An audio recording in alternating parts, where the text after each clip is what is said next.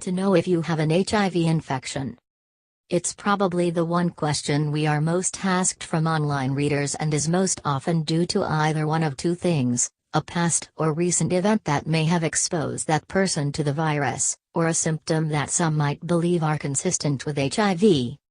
It also tends to be a worrisome question insofar as there's only one real way to know whether a person has HIV or not, and that's by getting an HIV test.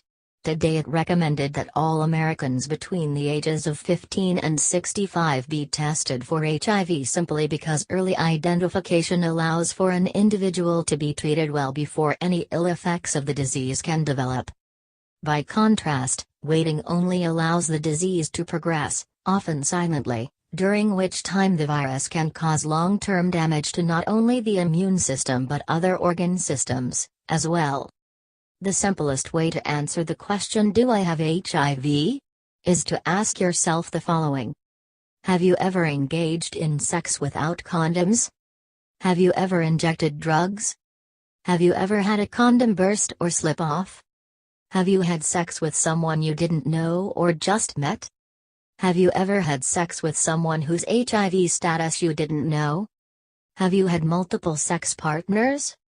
If you answered yes to any of these questions, then, yes, there is a chance that you have been exposed to HIV. While it doesn't necessarily that mean you have HIV, it does suggest you get tested. But if, on the other hand, something is holding you back, take the opportunity to educate yourself about the virus. Learn as much as you can about how the virus spread, how the virus is not spread, and what it actually means to have HIV.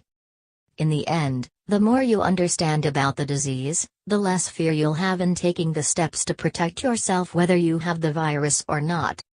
High and low risk activities. While HIV can potentially be spread by contact with blood, semen, or other body fluids, there are certain activities considered to be of high risk, low risk, and even negligible risk for HIV. Learn what 4 conditions must be present in order for an HIV infection to occur, as well as the per incidence risk of HIV by act. Can you tell if someone has HIV?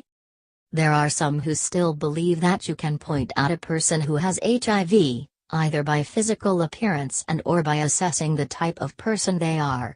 While there is absolutely no truth to the beliefs, there are characteristics by which certain people with HIV are more likely to transmit the virus to others.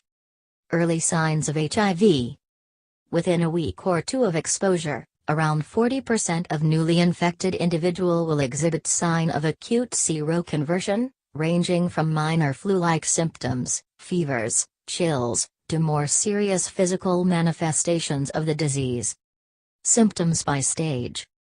The course of an HIV infection can vary from person to person, with the disease progressing faster in some than in others. With that being said, there are some opportunistic infections that are more likely to develop at certain stages of infections. Learn what these infections are, as well as the symptoms you would likely experience if they were to occur. Testing options. Irrespective of whether there are signs of infection or not, the most important thing you can do for yourself is to get an HIV test. You can get tested by your family doctor, at a free anonymous testing site, or by purchasing an in-home test kit. If you HIV negative, you can at least move forward with a better understanding of how to remain negative. If you are positive, you can take steps to ensure that you remain healthy for many years by taking HIV therapy, which is not only incredibly effective but have far fewer side effects than ever before. So do yourself a favor. Get tested today and get the peace of mind you deserve.